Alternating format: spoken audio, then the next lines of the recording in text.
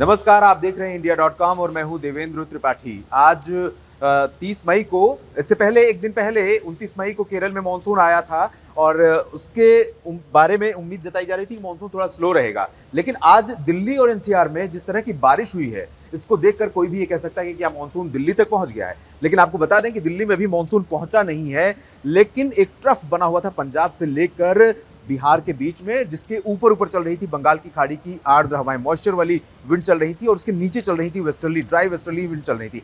तो दोनों हवाओं की मिक्सिंग और टेम्परेचर बढ़ने के बीच में ये बदलाव हुआ है और इसी वजह से यहाँ पर बहुत ज़्यादा घने बादल डेवलप हुए और जो बादल डेवलप हुए थे वो नॉर्थ ईस्ट राजस्थान से डेवलप हुए और उसके बाद आगे बढ़े, हरियाणा को कवर किया, हरियाणा के ऊपर के साथ साथ पंजाब के पूर्वी हिस्सों को कवर किया। तो पूरा लुधियाना, पटियाला और अगर हम हरियाणा की स्थिति देखें तो हरियाणा के तमाम इलाकों में करनाल और जींद, कैथल से लेकर सोनीपत, पानीपत, हिसार, रेवाड़ी, महेंद्रगढ़, चरखी, दादरी, झज्जर जो नीचे का हिस्सा है और साथ ही उत्तर पूर्वी राजस्थान, उसके बाद राष्ट्रीय राजधानी दिल्ली और एनसीआर के भागों पर ये बादल पहुंचे और इतने घने बादल थे, इन्हें क्यूमुलोनिम्बस क्लाउड कहा जाता है, जिनकी थिकनेस बहुत ज़्यादा किलोमीटर्स में होती है। और जब ये बादल आते हैं तो अपने साथ भीषण तूफान, बारिश और तबाही लेकर आते हैं। तो बहुत ज़्यादा डैमेज हुआ है इस तूफान से, बहुत ज़्यादा नुकसान पहुंचा है दिल्ली और एनसीआर के क्षेत्रों में, चाहे वो नोएडा हो, गुरुग्राम हो, फरीदाबाद हो या आसपास का कोई भी इलाका हो। लेकिन निश्चित रूप से टेम्परेचर जिस तरह से बढ़ रहा था, उस टेम्परेचर को इसने रिड्यूस कर दिया है।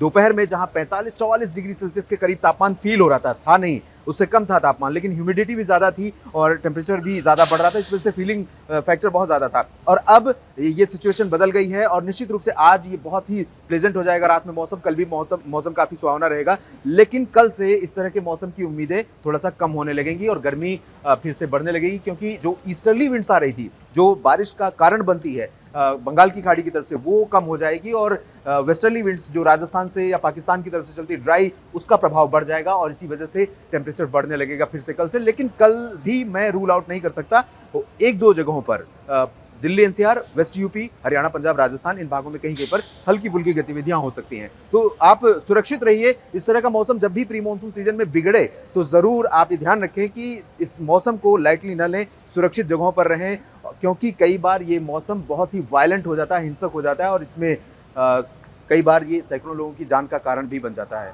इस वीडियो में अभी इतना ही। आप बने रहिएगा देश और दुनिया की तमाम खबरों के लिए इंडिया.com के साथ। धन्यवाद।